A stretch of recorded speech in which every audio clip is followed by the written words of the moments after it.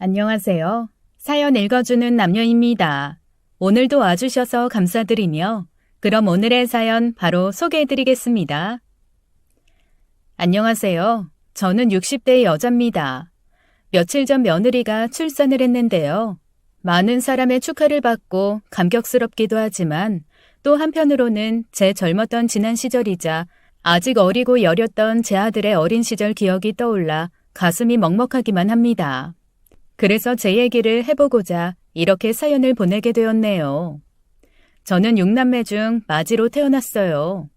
저희 집은 아버지가 일하시다가 사고로 일찍 돌아가셨기 때문에 형편이 어려워 저는 19살에 고등학교를 간신히 졸업하고 공장으로 취직했고요. 같은 공장에 다니던 친한언니의 소개로 21살에 대형 슈퍼나 시장에 채소를 납품하는 직업을 가진 사람이자 저보다 나이가 9살이나 많은 남자를 만나게 되었습니다. 격렬히 사랑한 건 아니었지만 그 남자도 저도 연애가 처음이기도 했고 그 남자는 이미 나이 많은 노총각이었기 때문에 주변의 시선과 시댁의 성화에 못 이겨 1년도 채 만나지 않고 결혼했어요. 요즘에는 결혼하는 나이도 다들 30 넘어서 한다고 하고 이 남자 저 남자 만나도 보고 재고 그렇게 하지만 그때는 다들 그렇게 했잖아요. 그리고 뭣도 모를 때 결혼하는 게 맞는 거라고 지금 생각하면 참 어리기만 한 그 나이에 세상도 모르고 남자도 모르고 아이도 모른 채 그렇게 결혼식이라는 걸 올리고 소박하게 결혼 생활을 시작했었네요. 그 당시엔 20살만 되면 다 자란 어른인 줄로만 알았죠. 하지만 그렇게 어린 나이였는데 저도 친정엄마한테 어리광 좀 부리고 도움도 요청하고 할 걸 그랬어요. 그게 지금에 와선 참 많이 후회가 됩니다.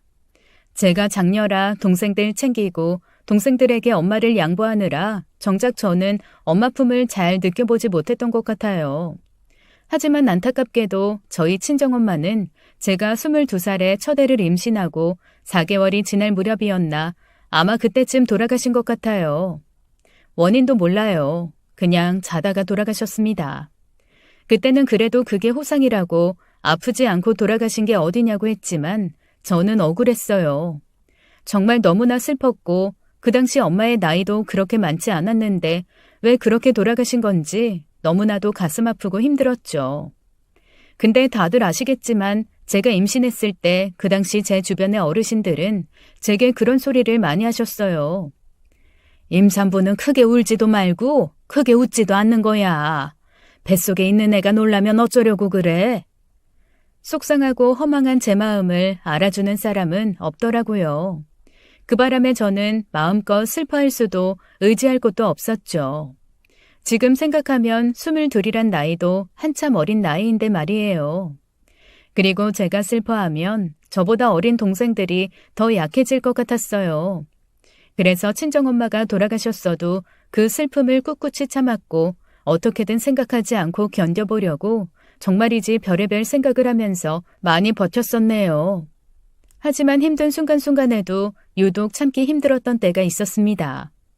제가 입덧이 심해서 밥을 잘 못 먹었는데 그렇게 힘들고 속이 불편할 때마다 엄마가 해주는 찌개가 그렇게 먹고 싶더라고요. 된장찌개, 김치찌개, 순두부찌개. 저희 친정엄마는 음식 솜씨가 뛰어난 건 아니었지만 그래도 엄마만의 사랑과 정성이 들어간 음식이다 보니 조미료 들어간 그런 음식들과는 달랐어요. 슴슴하면서도 깔끔하고 뒷맛이 개운한 요리들 있잖아요. 친정엄마의 손맛이 담긴 그런 음식들을 먹으면 위장이 편안해지고 마음도 편안해졌거든요. 어찌나 그 음식들을 먹고 싶었는지 그게 너무 서럽더라고요. 임신 때 먹고 싶은 거 못 먹으니까 어느 날에는 너무 화가 나서 남편한테 말했었죠. 그랬더니 남편이 그걸 시어머니한테 말한 모양이더라고요. 근데 저희 시어머니는 조미료 많이 넣어야 맛있다고 생각하시는 분이시라 오히려 시어머니가 끓여준 찌개를 억지로 먹다가 더 탈락했더라고요. 가뜩이나 입덧도 심한데 말이죠. 그런데 시어머니는 제게 이렇게 타이르시더라고요. 그래도 뜨뜻한 밥이랑 국물이랑 해서 어떻게든 먹어야지. 뱃속에서 애가 엄마 앓는다고 못 얻어먹고 자라면 어쩌려고 그래? 어머니, 제가 일부러 안 먹는 건 아니고요. 정말 목에 안 넘어가서 그래요. 요난 떨지 마라. 누구는 안 그런다니? 그래도 다해 생각해서 먹고 그러는 거야. 나도 그때 다 그렇게 했어. 그런 소리 하시는 탓에 그 다음부터는 제가 힘들거나 한 건 남편한테 말도 못하고 혼자 끙끙 앓고 그랬었네요. 괜히 남편이 또 시어머니 부르면 저는 시어머니께 잔소리나 더 듣게 되고 그러고 나면 그나마 먹던 밥도 얹히고 괜히 서럽고 그렇게 될 게 뻔하더라고요. 남들은 시간 지나면 입덧이 좀 사그라든다지만 저는 그렇지 않아서 고생이란 고생은 다 했습니다. 그래도 애 태어나면 힘든 게 덜하려나 싶었는데 애 낳고 나니 더하더라고요. 젊은 나이에 애를 낳았는데도 어려운 형편에 연탄 하나 마음껏 못 대고 살아서 그런지 안 아픈 곳이 없었고 몸도 예전처럼 회복이 쉽지 않더라고요. 변변찮은 형편에 뜨거운 물도 제대로 못 쓰고 살림하고 애 키우다 보니 그런 거였겠죠. 정말 힘들긴 힘들더라고요. 게다가 아들이 남편을 닮아서 어찌나 활동적인지 아기 때부터 이 녀석은 제가 가만히 앉아있는 꼴을 못 봤다니까요. 근데 남편은 밖으로 도는 성격이라 집에는 도통 붙어있지를 않으니 도와달라 말도 못했어요. 아니 도와달라고 해도 남편이 그런 제 부탁을 들어줄 위인이 아닌지라 말을 꺼내보지도 못했다고 하는 게 맞겠네요. 그렇게 저는 친정엄마에 대한 그리움, 서러움, 애틋함을 잊어갔습니다. 동생들에게는 제가 아무런 도움도 줄 수 없는 힘없는 사람이 되어버리니 염치가 없어 제대로 얼굴 보러도 못 가겠더라고요. 가끔 바로 미친 둘째 여동생에게 안부를 묻곤 하는데 나머지 동생들을 잘 부탁한다는 말밖엔 해줄 말이 없었습니다. 동생 눈에는 언니가 고생하면서 버티는 게 보였는지 슬픈 눈으로 절 바라보기만 하고 딱히 무슨 말을 하지는 않더라고요. 염치 없고 능력 없는 저는 그렇게 동생들을 외면한 채 아들을 키우는 데 전념했습니다. 마냥 아기일 것만 같던 첫째 아이가 자라고 유치원에 가니 이제야 숨통이 트이는가 싶었습니다. 애를 보내놓고 나면 이제야 집안 청소도 말끔히 할 수 있었고 장을 보는 것도 훨씬 수월하고 밑반찬으로 몇 가지 해놓기도 그렇게 편할 수가 없더라고요. 마음의 여유와 시간적 여유가 생기다 보니 저도 이제 욕심이 생겼습니다. 공장에서 일할만 했는데 결혼하고 나서는 빨리 아이를 가져야 한다는 것 때문에 본의 아니게 일을 그만두게 되니 맞이로써 동생들도 못 도와주고 집안 살림에도 뭐 하나 보태는 것이 없게 돼서 여간 마음에 걸리는 게 아니었거든요. 저랑 남편을 엮어준 공장 언니도 보고 싶었고 한 푼이라도 살림살이에 보태 이 지긋지긋한 단칸방에서 벗어나고 싶은 생각도 문득문득 들었습니다. 그래서 남편에게 물었죠. 여보, 나 다시 공장에 나갈까 하는데 어때요? 공장? 뭐 몇 푼이나 더 벌어오려고.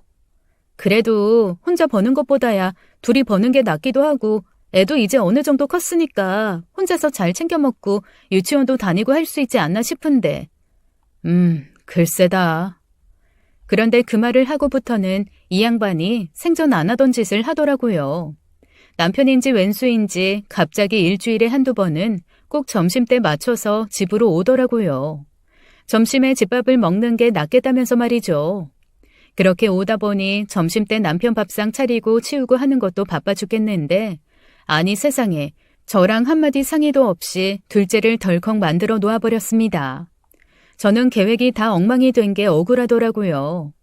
애는 키울 때 한 번에 키워야 덜 힘들다고 하는데 여태 그런 말도 없길래 우리 형편이 좋지가 않으니까 남편은 둘째를 가질 생각은 없나 보다 이렇게 생각했었거든요. 괜히 말 꺼냈다간 남편 자존심이나 상하게 하는 건 아닐지 염려가 되기도 했었고요. 그런데 전혀 그런 게 아니었나 봅니다. 아예 나이 터울이나 그런 건 생각을 안 하고 있었던 모양이었던 거예요.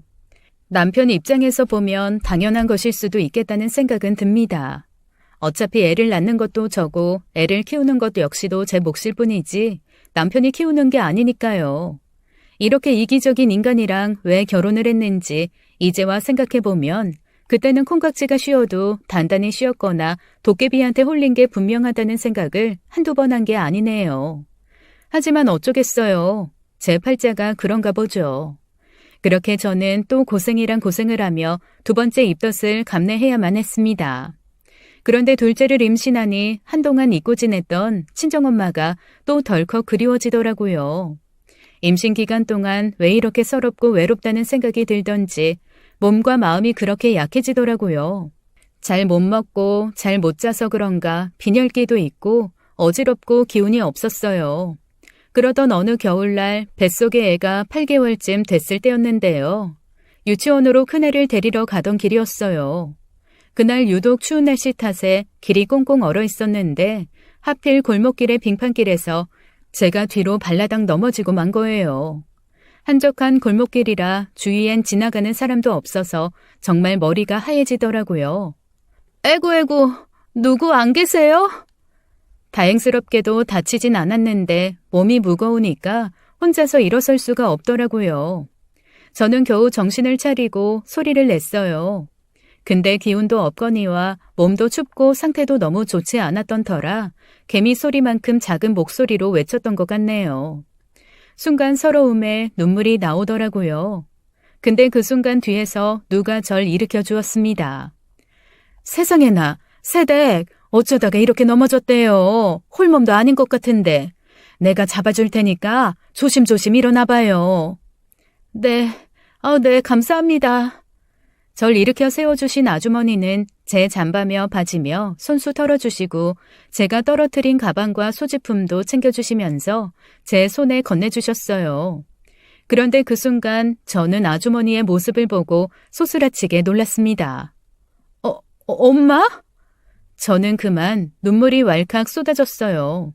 분명 저희 친정엄마는 돌아가셨는데 친정엄마가 제게 온 것 마냥 너무 기쁘고 그립고 한순간에 만감이 교차했습니다. 어머나, 새댁, 왜 갑자기 울고 그래? 아주머니는 영문도 모른 채 저를 안아주셨어요.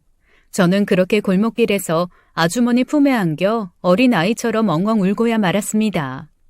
아주머니는 제가 진정할 때까지 저를 토닥여 주시고 제 울음이 잦아지자 저의 두 눈을 바라보며 두 손을 꼭 잡아주셨어요. 그리고 차가운 제 손에 화들짝 놀라셨죠. 어머나 세상에, 손 차가운 것 좀 봐. 아주머니는 제가 감기라도 걸릴세라 본인이 두르고 있던 목도리를 제 목에 걸어주셨고 제 두 손을 아주머니의 두 손으로 비벼가며 꼭 잡아주셨습니다. 저는 그제야 아주머니의 얼굴을 제대로 볼 수 있었고 저희 친정엄마와 조금 닮은 얼굴을 가진 사람이라는 걸 새삼 깨닫게 되었어요. 하지만 눈매는 정말 저희 친정엄마와 아주 많이 닮으셨더라고요. 선한 눈꼬리하고 맑은 눈동자 말이에요. 짧은 시간이지만 엄마를 다시 만난 것 같아 기뻤고 잠시나마 시간이 멈춘 듯 했네요. 저는 정신을 차리고 고개를 숙여 인사를 드렸습니다. 죄송해요. 그럴 리가 없다는 건 알지만 저도 모르게 그만.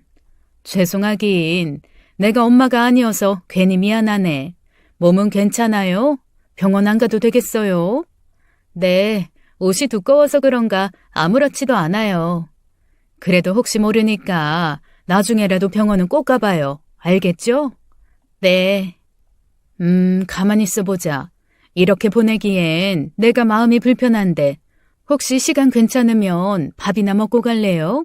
아니면 몸 좀 잠깐 녹이고 가던가. 저 괜찮은데. 그러지 말고 잠깐이라도 앉았다가 가요. 네. 아주머니는 제가 넘어진 곳 바로 앞에 있는 식당 안으로 데리고 들어갔어요. 그동안 아이를 데려다주고 데리러 오고 하루에 2번씩 이 유치원 골목을 걸어 다녔으면서도 거기가 식당인 것을 모르고 있을 정도로 조용한 골목길이었거든요. 아주머니는 이 한적한 골목에서 조용히 장사를 하시던 식당 사장님이셨어요. 이 동네에 이런 곳이 있었구나. 신기하기도 해서 저는 식당을 쑥 훑어보았습니다. 넓지도 세련되지도 않은 식당이었지만 왠지 마음이 편안해지는 것 같았어요. 그 가게는 오래된 곳이라서 아궁이에 장작을 넣고 불을 지피는 구조였는데 아주머니께서는 마루로 된 바닥 아래에 나무 장작을 몇 개 넣고 불을 지피고는 빨리 데워지라고 두꺼운 방석을 깔아주시면서 저보고 앉으라고 해주셨어요. 불을 어찌나 세게 뗀 건지 바닥은 금세 뜨끈해지더라고요. 찬바닥에 넘어진 탓에 바지가 젖어 엉덩이 부분이 축축했는데 따뜻한 바닥에 앉아있으니까 옷도 금방 마르는 것 같았고 몸이 스르륵 녹으면서 긴장도 풀리니까 그동안 뻐근하게 느껴졌던 허리도 나아지는 것 같았어요. 아주머니는 제게 따뜻한 숭늉을 건네주셨고 저는 오래 있기도 민망해서 그것만 먹고 얼른 일어나려던 참이었습니다. 그런데 그 순간 꼬르륵 뜨끈한 숭늉이 차가웠던 몸을 녹여주어서 장기들이 활발하게 움직이게 된 것인지 갑자기 뱃속에서 꼬르륵 천둥 소리가 들리는 것이었어요. 세댁, 배고프구나. 잠깐만 있어봐. 내가 금방 내올게. 아니에요. 저 진짜 가봐야 돼요. 그래도 한술만 뜨고 가. 밥만 푸면 돼. 아주머니는 김이 모락모락 나는 밥과 시금치, 그리고 국그릇엔 된장찌개를 담아 제 앞에 놓아주셨습니다. 된장찌개엔 뽀얀 두부가 가득했고 된장찌개 향이 어찌나 구수하던지 저도 모르게 밥숟가락을 집어들고 두부와 국물을 한 수저 떠서 입안으로 가져가 버렸네요. 그러자 혀끝에 닿는 구수함과 깔끔함, 깊으면서도 자극적이지 않은 개운한 국물 맛, 친정 엄마가 해주신 맛과는 사뭇 달랐지만 그래도 제가 원했던 그런 개운한 맛이었습니다. 정말 맛있어요. 이렇게 입맛에 맞는 음식을 얼마만에 먹어보는지. 아유, 그래요? 정말 다행이네. 난 혹시나 입에 안 맞으면 어쩌나 걱정했는데. 이렇게 개운한 국물 맛이 그리웠었거든요. 정말 감사합니다. 저는 정말 아주 오랜만에 밥다운 밥을 먹은 듯 했어요. 아주머니는 제가 편하게 밥을 먹을 수 있도록 자리를 잠시 피해 주셨고 저는 진짜 오랜만에 마음 편하게 포식하게 된 돼지처럼 어찌나 우걱우걱 먹었는지 일부러 그런 것은 아니었지만 창피하게도 남의 식당에서 거하게 트림을 해버릴 정도였다니까요. 어머나, 세상에 주책맞게. 편안하게 먹었으면 다행이에요. 네, 덕분에 진짜 오랜만에 밥다운 밥을 먹은 것 같아요. 감사합니다. 저는 이제 자리에서 일어나 계산을 하려고 계산대를 향해 걸어갔죠. 그랬더니 아주머니께선 손사래를 치며 제게 그러시더군요. 아니에요. 새댁이 마치 내 딸 같아서 그냥 있는 거 꺼내놓고 소박하게 밥 한번 차려준 건데 그냥 가세요. 저 그래도 손님들이 그러더라고요. 우리 식당 음식이 꼭 시골에 있는 엄마 밥상 같다고. 내 음식이 엄청나게 맛있는 건 아니지만 그런 손님들 덕분에 나도 식당을 20년 넘게 할 수 있었거든요.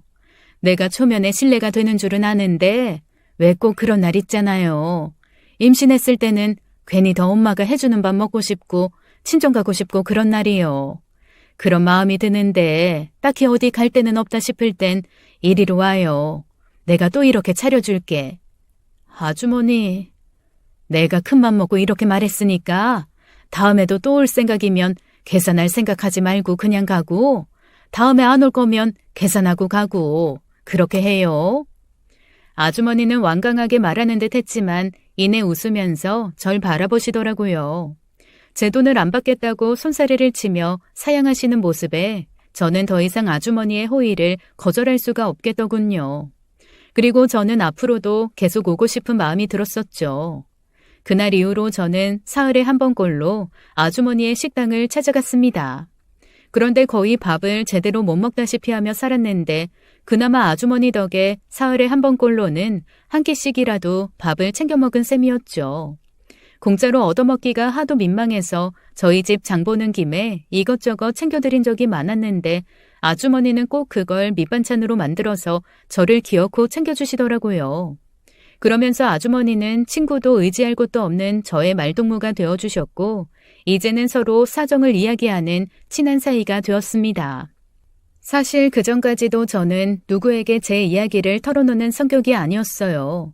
아까도 말했지만 제가 집안의 장녀다 보니까 엄마의 말동무가 되어주고 때론 친구도 되어주고 엄마를 도와주기 위해 정말 많이 노력했던 만큼 저는 제 어려움은 꼭꼭 숨기고 강한 척하고 그럴수록 제 얘기는 잘 안 하게 되더라고요. 그리고 속마음은 그렇지 않지만 무디고 무뚝뚝한 애처럼 자라왔던 것 같아요. 근데 이런 제 성격이 아주머니의 친정엄마와 성격이 비슷하다고 하더라고요.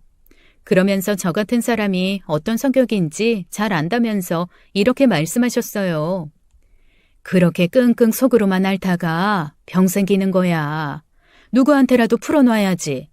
속상한 건 쌓아두지 말고 버리는 연습도 좀 해. 우리 친정엄마가 그래서 일찍 돌아가셨어. 세댁은 그러지 마. 지금이라도 바꿔. 에이, 성격이 뭐 하루아침에 바뀌나요. 안 바뀌는 거 알면 더 고치려고 노력해야지. 가슴에 화를 묻어둬봤자 좋을 게 하나 없다우. 물론 저도 그렇게 생각했지만 쉽사리 바뀌지는 않더라고요. 그래서 식당에 가더라도 아주머니 이야기를 듣고만 오기 일쑤였지 제 얘기는 잘 꺼내지 않았어요. 아주머니는 형제도 많고 자식도 많으시더라고요.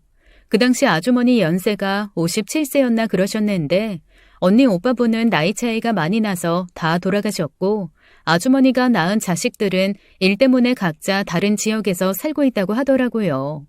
그래도 아주머니는 평온해 보였습니다. 아들 넷에 딸 하나인데 딸은 외지로 시집가서 잘 만나지 못한다고 하시면서도 저를 딸처럼 소중히 여겨주셨어요. 그 덕분에 친정이 생긴 것 같은 저로서는 몸둘 바를 모르게 감사한 마음이 들었지만 어떻게 생각해보면 그 따님한테 참 미안하더라고요. 저는 친정을 얻은 기분일지라도 그 따님의 입장에서는 낯선 애엄마에게 자신의 엄마를 빼앗긴 것 같은 기분이 드는 건 아닐까 싶기도 해서요. 누구에게도 쉽사리 말은 안 했지만 제 자격지심인지는 몰라도 죄책감 같은 기분이 들더라고요. 제 마음이 그래서인지 일부러 의도한 것은 아니었지만 둘째를 낳고는 한동안 식당에 아주머니를 뵈러 갈 기회가 통 나질 않았습니다. 그 식당에 가고 싶은 마음은 있었는데 둘째가 어려서 20분이나 걸어가야 하는 거리를 쉽사리 갈 수 없었던 이유도 있었고 첫째 녀석이 동생이 생기니까 갑자기 형이 되었다는 생각에 듬직해져서 그런가 이제 학교에 갈 나이가 되어 그런가 혼자서도 다닐 수 있다면서 저 없이도 학교를 다니게 된 것도 이유였죠. 나갈 이유가 생기질 않으니 집에만 있게 되고 그렇다 보니 자연스레 말수도 줄고 점점 그렇게 되더라고요. 그러면서 제겐 새로운 관심사가 생겼습니다. 바로 아들들을 관찰하는 거예요. 장난꾸러기에 떼쟁이 철부지였던 첫째 아들이 하루아침에 갑작스레 씩씩하게 변한 것을 보니 웃음이 나기도 하고 하루가 다르게 자라는 둘째 녀석을 보는 것도 신기하더라고요. 첫째 키울 때는 제가 보기에도 저 스스로가 어설프고 허둥지둥하는 모습으로 하루에 반나절 이상은 당황하며 지냈던 것 같은데 둘째 때는 이렇게 관찰할 여유도 생기니까 그것도 새로운 경험이더라고요. 아이를 기른다는 건 하나도 둘도 너무나도 다르고 매일이 힘들지만 신기하고 예측할 수 없는 일들이 많이 생겨나는 선물 보따리 같은 것이라는 생각이 들었네요. 첫째는 날이 갈수록 점점 더 듬직해졌습니다. 사실 첫째도 아직 애기고 부모에게 좋은 이미지로 보이고 싶어 듬직한 척을 하는 것일 수도 있겠다는 생각이 들었지만 그래도 저는 더 씩씩하게 자라날 아이를 위해 티내지 않았어요. 그래서 그런가 점점 더 대견해지고 정말 기특하게 자라나더라고요. 그리고 그런 아이의 성장을 바라보고 점점 저도 성장해 나가면서 새로운 기분을 느끼게 되었습니다. 이런 제 모습을 발견하는 것도 신기하고 대견스럽기까지 했네요. 저도 이제야 좀 어른이 된 기분이 들었습니다. 남편도 둘째가 태어나니 한동안은 일찍 퇴근해서 아이를 들여다보곤 했네요. 첫째 때와는 또 다른 모습의 남편이 제 눈엔 또 너무 신기해 보였어요. 그런데 남편의 그 정성은 오래가지 않았습니다. 남편은 아이를 좋아하기는 했지만 어떻게 봐야 하는지도 모르고 아이가 칭얼대거나 보채면 당황하는 기색이 역력하고 얼굴색이 획 바뀌면서 마치 남의 애를 쳐다보고 있었던 것처럼 돌아서서 가버리곤 했습니다. 성격 참 이상한 양반이다 싶었죠. 둘째 녀석은 첫째 때와는 다르게 애가 낯가림을 심하게 하더라고요. 애아빠가 안으면 어찌나 울어대던지 남편 손이 닿기만 해도 울상이 될 때가 있더라고요. 그 덕분에 저는 칭얼거리는 애를 달래느라 안고 업고 하는 탓에 몸이 성한 곳이 없도록 온몸이 쑤시고 아팠고 남편은 그걸 핑계 삼아 왠지 제게 거리를 두는 것 같다는 생각이 들었습니다. 그리고는 이상한 짓을 많이 하대요. 남자들 왜 그런 거 있잖아요. 본인이 찔리는 게 있으면 시키지도 않은 말을 주저리 해대고 이상한 변명거리를 대는 거 말이에요. 남편이 제게 딱 그랬습니다. 거 멋이냐? 당신 잘 아는 김씨 있지? 김씨가 업체 한두 군데 소개시켜줬는데 거기가 일이 많아. 어차피 내가 집에 있어봤자 당신한테 도움도 안 되니까 내가 집에 오든 말든 잘 안 들어와도 그런가 보다 해. 원래도 나한테 물어보지도 않고 잘 안 들어오던 양반이 새삼스럽게 왜 그래요? 누가 보면 꼬박꼬박 집에서 잔 줄 알겠네. 뭐? 아니에요. 알았어요. 바쁜 건 뭐 상관없었습니다. 언제나 그랬으니까요. 근데 자기가 기분 나쁘면 빽하고 소리만 지를 줄 알지 갈수록 승질만 더 부리는 남편으로 인해 저도 이제 말 섞기 싫더라고요. 그런데 제가 진정으로 신경 쓰였던 건 남편의 수상한 행동도 말도 아닌 바로 돈이었습니다. 하루가 다르게 애들은 커가고 돈 쓸 곳은 많아지는데 남편이 제게 가지고 오는 돈은 점점 줄어들었으니까요.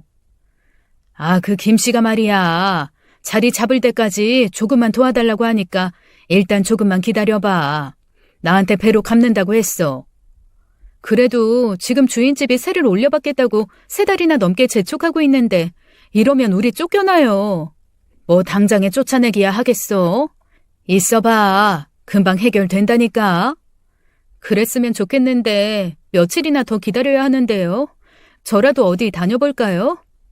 뭐 그럴 수 있으면 그래 보든가. 지금 생각해보면 제가 그때 그 말을 하지 말 걸 그랬어요. 저는 조금이라도 보탬이 되려고 그런 거였는데 그날 이후로는 제가 알아서 해결할 거라고 생각했는지 작정하고 안 들어오더라고요. 당장에 어떻게 할 수가 없으니 일단 어린애를 업고 할 수 있는 일이 있지는 않은지 찾아봤죠. 시장에서 뭘 팔아볼까 싶었는데 그것도 아는 사람이 있어야 들어갈 수 있더라고요.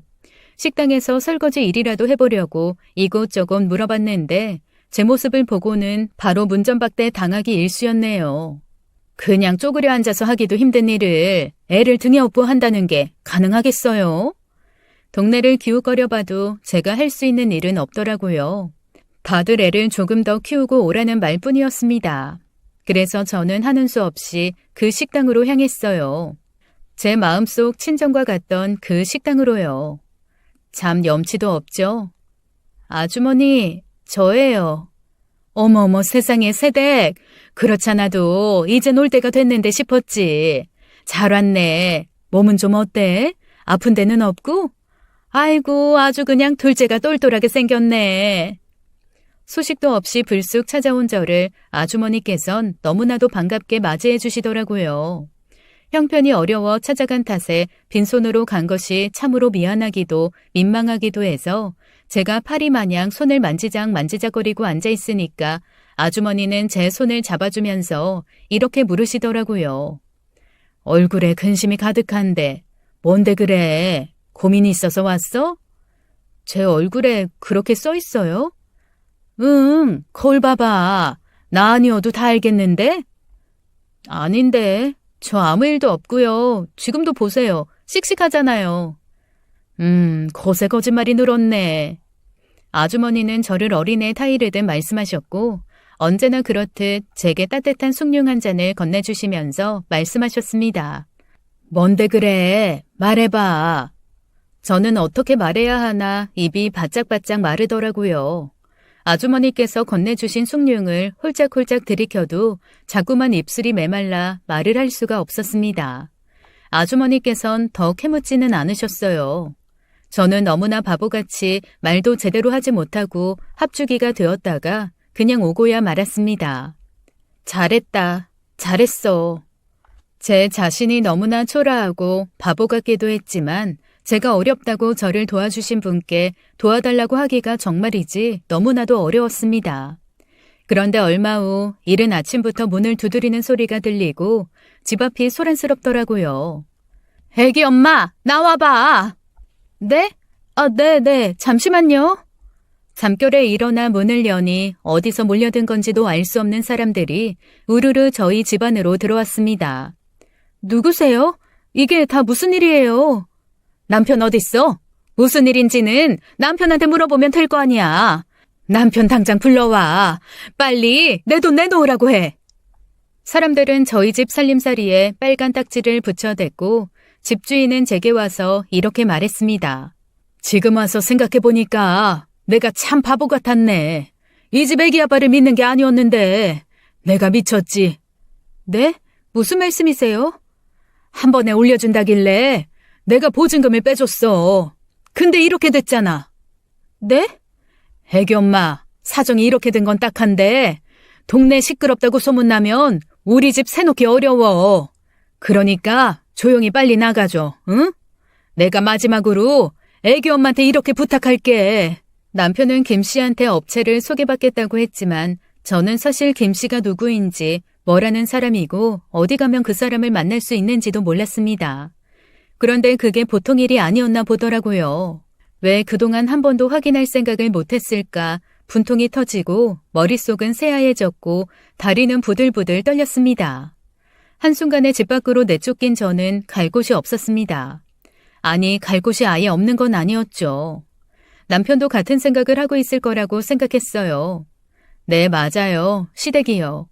저는 남편이 올 만한 곳은 여기뿐일 거라는 생각이 들더라고요. 그래서 남편을 만나 이게 어떻게 된 상황인지는 들어야겠더라고요. 사기를 당한 건지 누명을 쓴 건지 정말로 쫄딱 말아먹은 건지 뭘 알아야 덜 억울하고 덜 화가 날 것 같았습니다. 그래서 아들 둘을 데리고 시댁으로 향했어요. 어머니, 저 왔어요. 근데 대문을 열고 들어서니 분위기가 이상했습니다. 남편과 어머니와 시누이가 마루에 앉아 있었는데 제가 말도 없이 찾아왔음에도 놀라지 않고 그렇다고 저를 반기지도 않고 말이죠. 심지어 이게 어떻게 된 일이냐 아들에게 따져 묻지도 않는 시어머니의 행동에 저는 어이가 없었습니다.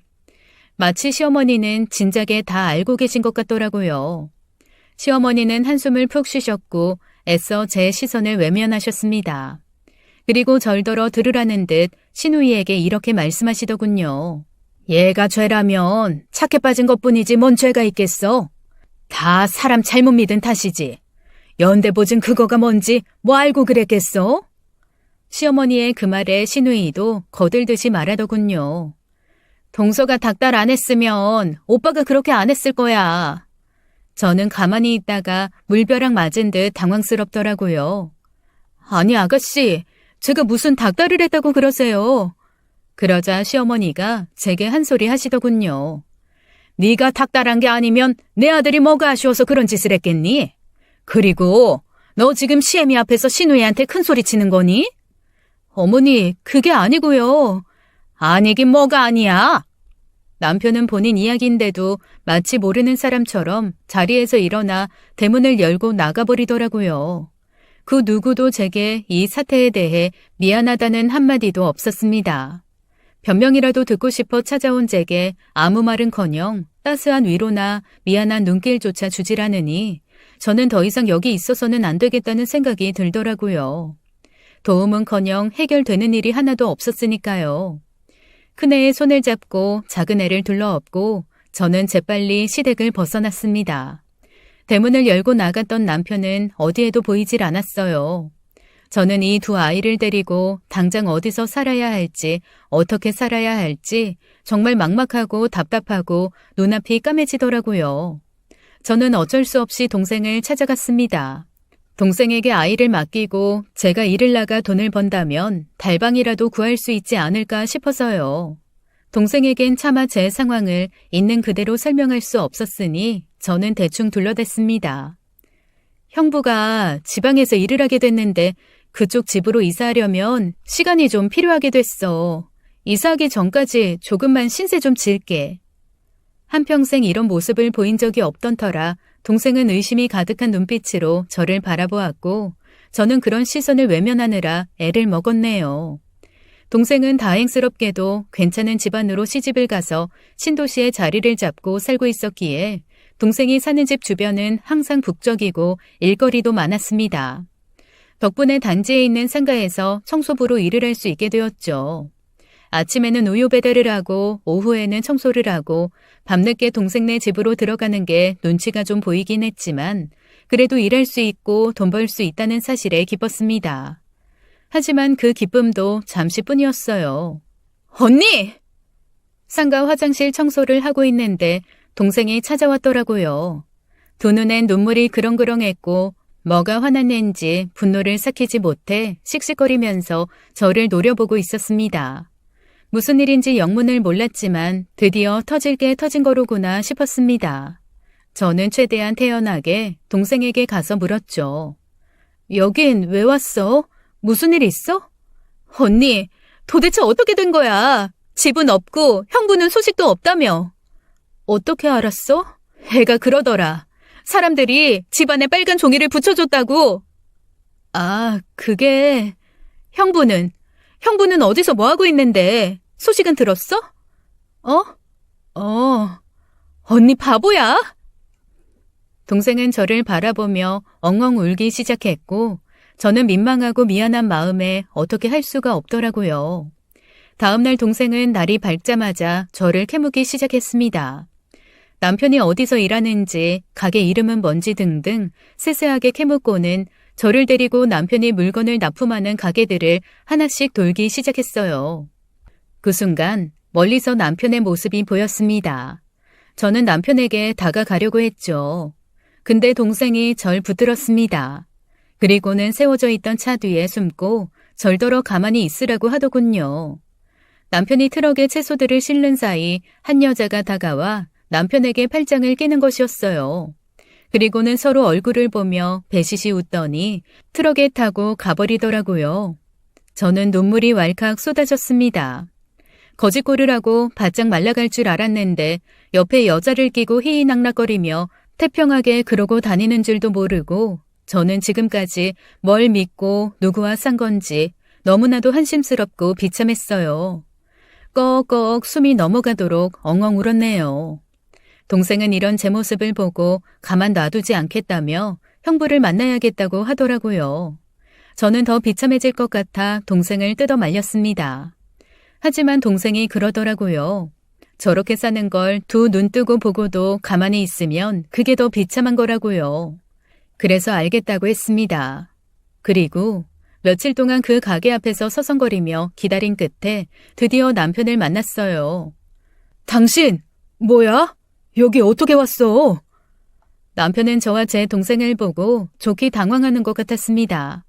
그런 남편의 모습에도 불구하고 저번처럼 그 여자는 남편의 옆에 턱하니 달라붙더라고요. 가까이서 본 그 여자는 저보다 어려 보이더군요. 그 여자는 저와 제 동생을 보고도 눈 하나 깜짝하지 않았습니다. 저 역시 질세라 그 여자를 노려보았죠. 그리고는 남편에게 물었습니다. 이 여자야 나야? 나 당신 아내야. 잘 생각하고 말해. 남편은 아무 말도 하지 않고 오히려 제 시선을 피하더니 그냥 가려고 했어요. 대답하고 가. 당신, 나랑 우리 아들들은 어떡할 건데. 여기서 그냥 가면 난 당신이랑 끝이야. 아들들 볼 생각 죽어도 하지 마. 몰라. 알아서 살아. 참나. 정말 기가 막히더군요. 한편으로는 웃음까지 나왔습니다. 그런데 오히려 마음은 정리가 딱 되더라고요.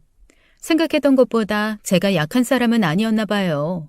동생네 집으로 돌아가는 버스 안에서 창밖을 바라보며 이런저런 생각을 하니 이제 어떻게 살아야 하나 막막하다가도 이보다 더 지옥은 없겠다 싶은 생각도 들더라고요. 그래서 동생에게 말했습니다. 고맙다. 덕분에 정리가 됐어. 언니, 정리되는 대로 애들 데리고 다시 올라갈게. 그동안 신세 져서 미안하고 고마워. 제부한테도 잘 말해주고. 언니, 정말 괜찮은 거 맞지? 어떡하려고 그래? 방법은 있어? 있어. 걱정 마. 동생네서 지내는 동안 일하면서 받았던 돈 조금, 그리고 저보다 형편이 훨씬 좋은 제부가 동생을 통해 제게 건네준 돈 조금, 그렇게 들고 저는 집으로, 아니 동네로 돌아가는 버스를 탔습니다. 고마워. 내가 이자까지 쳐서 꼭 몇 배로 갚을게.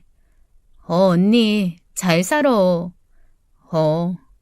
그렇게 서로의 모습이 사라질 때까지 우리는 손을 흔들었고 저는 그날 이후로 달라지겠다고 마음을 먹었습니다. 더 이상은 예전의 나로 살 수 없다고 생각했고 아들들에게도 말했죠. 엄마가 조금 바쁠 수 있는데 그래도 둘이 씩씩하게 있을 수 있지? 네. 두 아들의 웃음 덕분에 저는 그렇게 용기를 얻었습니다. 그리고 정말 염치 없지만 제 마음속 친정과 같은 아주머니의 식당으로 향했어요. 세상에나, 그새 말랐네. 무슨 일 있었어? 저 여기서 일 좀 시켜주시면 안 될까요? 여기서? 네. 저한테 알려주시면 제가 찌개도 하고 밥도 하고 청소도 다 할게요. 무슨 일인데 그래? 아주머니는 제게 무슨 영문인지 물으셨고 저는 그동안 있었던 일을 솔직하게 말씀드렸습니다. 단칸방 전세금을 날려먹고 전 재산이 날아간 것과 열렬히 사랑하지는 않았지만 그래도 믿고 있었던 남편이 저를 배신하고 젊은 여자와 바람을 피우고 다닌 것, 그리고 그 여자와 저, 그리고 아들들 사이에서 그 여자를 택한 것까지 말이죠. 저는 제가 그동안 벌었던 수중에 있던 돈을 모두 아주머니께 드렸습니다. 애엄마 하나 살린다 생각하시고 받아주세요. 세댁, 난 이런 돈 필요 없어. 제가 갈 곳이 없어서 그래요. 눈 씻고 찾아봐도 여기만큼 제가 마음 편히 있을 곳이 없더라고요. 제가 이기적이고 염치 없이 이렇게 부탁드리는 거 아는데 저 여기서 지낼 수 있게 해주세요. 네? 제발요. 알았어. 알았으니까 그 돈은 세댁이 갖고 있어. 내가 정 필요하면 말할게. 응? 결국 저는 또 아주머니께 지고 말았습니다. 아주머니는 그렇게 아무런 대가 없이 절 받아주셨어요.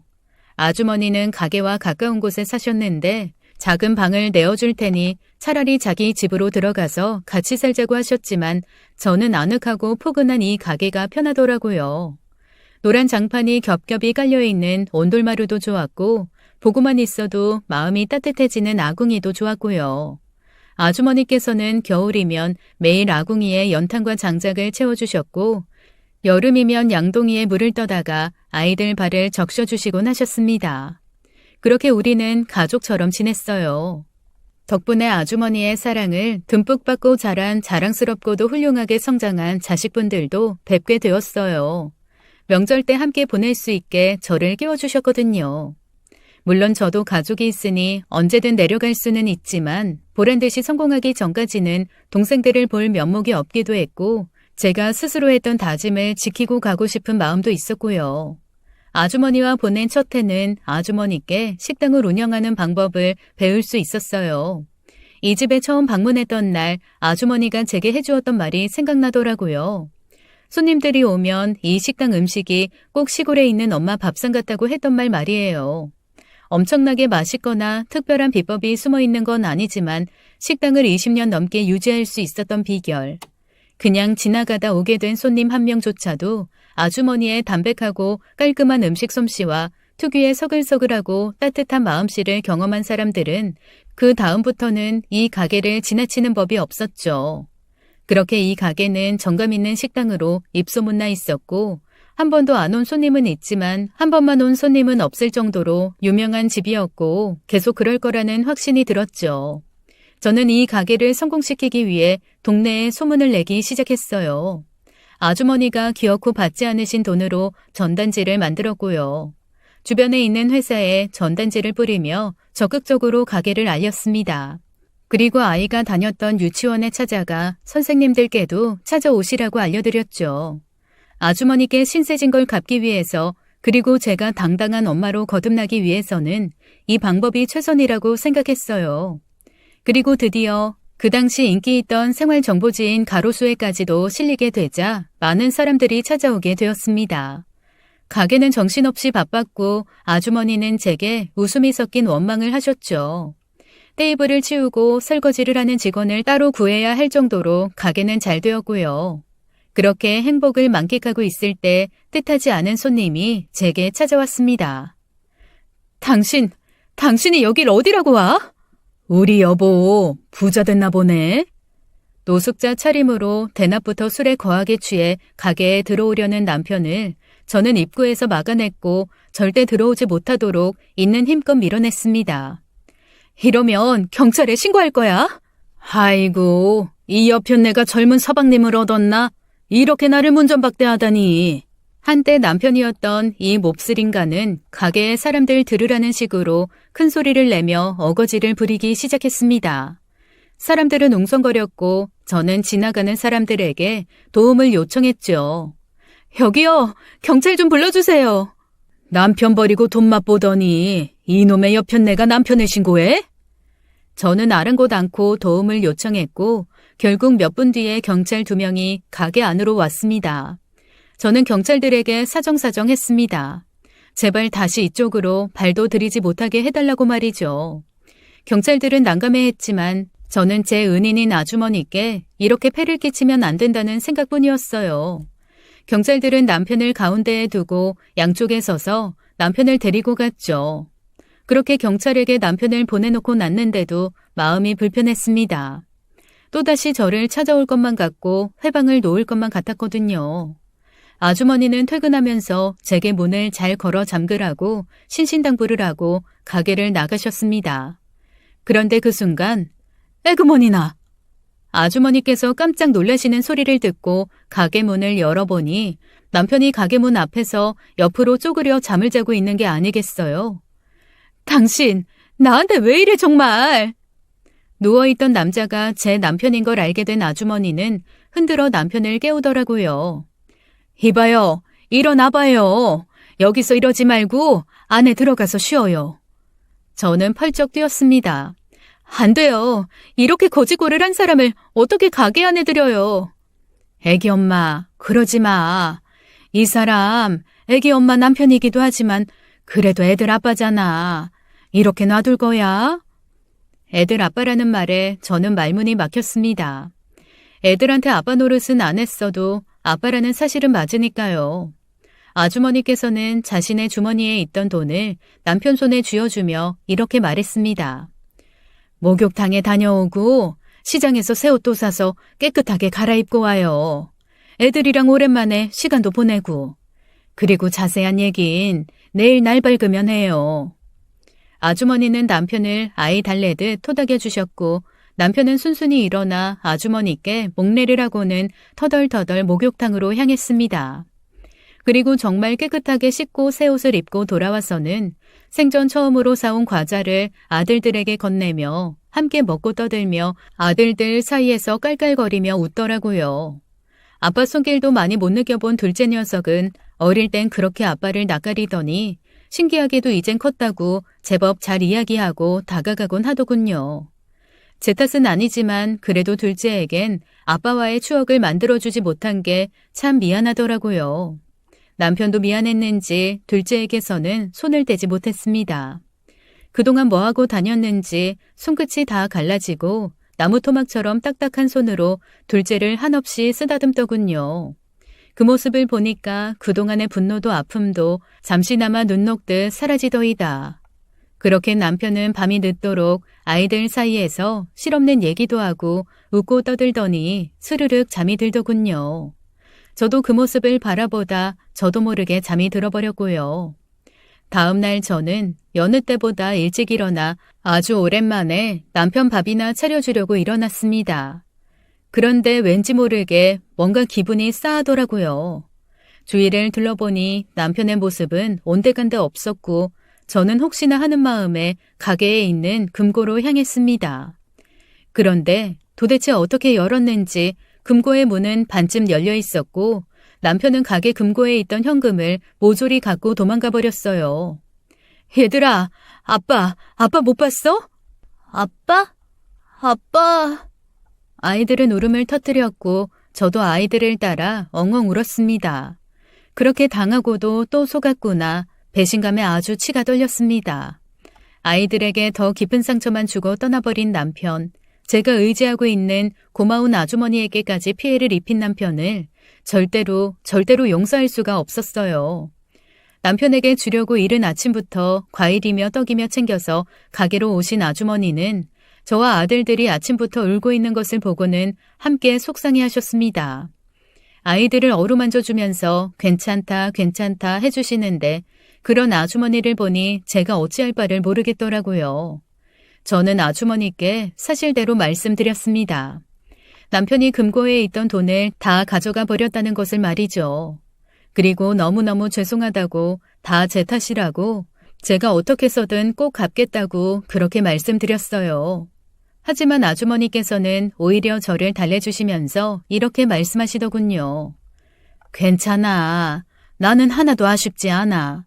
나한테 미안해하지 않아도 돼. 정말이야.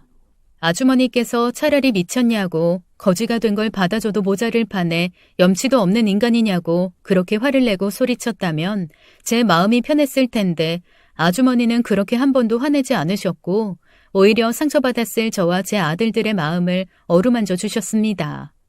저는 충격으로 인해 머리가 깨질 듯이 아팠습니다.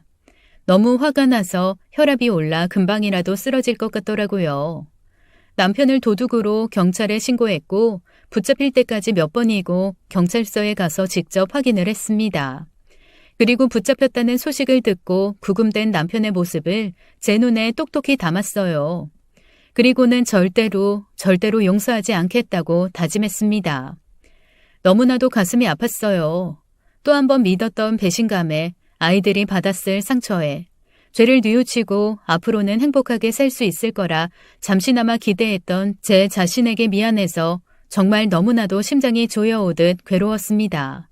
저 혼자였다면 다시 시작할 수 없었을 테죠.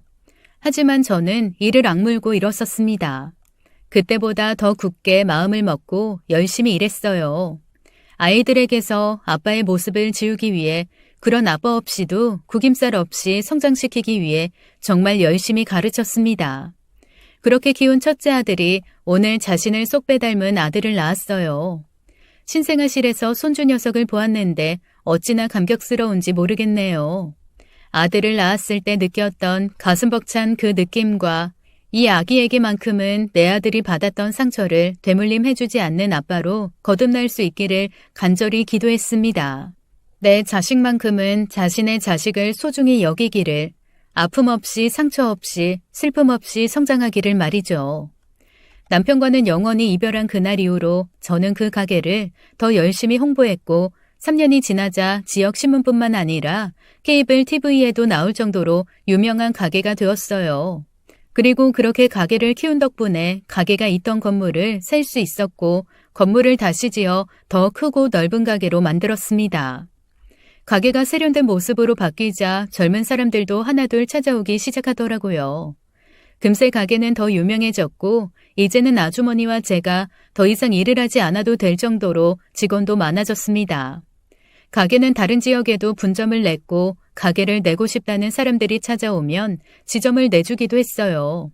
이제는 더 이상 남한테 아쉬운 소리를 하지 않아도 되고 저 역시 부족한 것 없이 다 누리며 살 수 있게 되었습니다.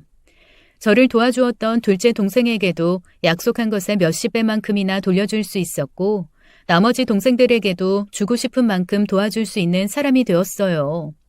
저를 이렇게 일어설 수 있게 해주신 아주머니와 아주머니의 자녀분께는 물론 더 많은 감사와 보답을 해드렸고요.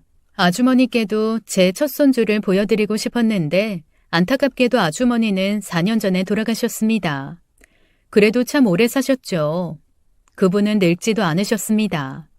선한 마음만큼이나 나이 들어서도 아름다운 분이셨어요.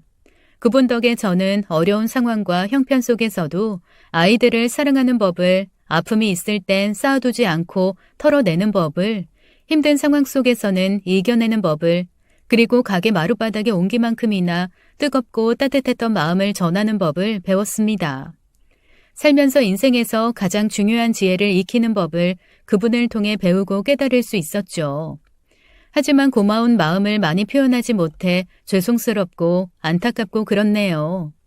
찬 공기만큼이나 따뜻한 그분의 미소가 그리워지는 날입니다. 긴 이야기 들어주셔서 감사합니다.